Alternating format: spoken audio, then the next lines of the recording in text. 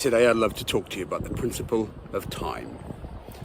I was on a bus route into the city this morning for a networking event, and I looked around me and I suddenly saw what was just the most impeccable sunrise. Pink, purple, orange hues in the sky. And I suddenly considered the aspect of time. I had time in front of me. I knew that I could make a choice, and I thought, I'm going to get off the bus way early and I'm going to walk, and I'm going to take myself along the river. But then the river gave me a decision, because I knew we'd had a lot of rain, and of course what happens? The river and the footpath is suddenly no more. Time is now against me. I'm thinking, how am I going to get to the city? I will have to double back and find a new route over that there bridge. And I'm convinced that I'll make it. And the question to you today is, how are you using your time? And immediately what may come up for you is that perhaps you're not using your time to your best. And isn't it funny how the brain immediately looks for the worst in the question?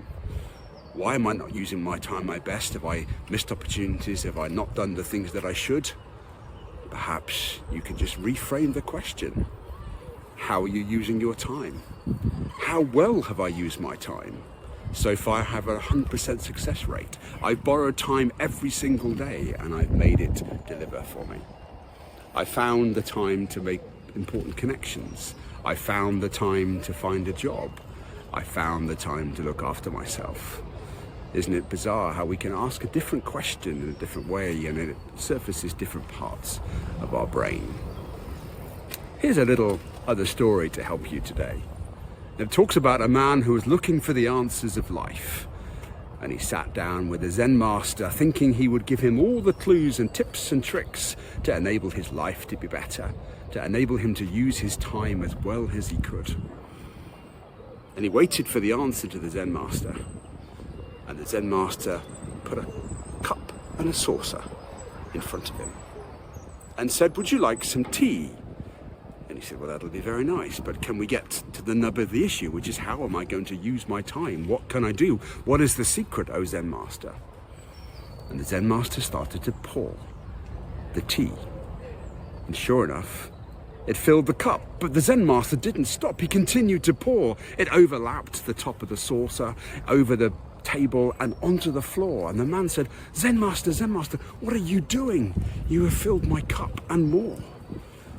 And he said, "That is the principle of life, young man. You have too much in your cup and it can take no more. Before you can be truly effective, you must take things out of your cup before you fill it with more space." How are you filling your days today? How are you filling your time? What might you need to take out to make sure that whatever time you have left, you borrow it well?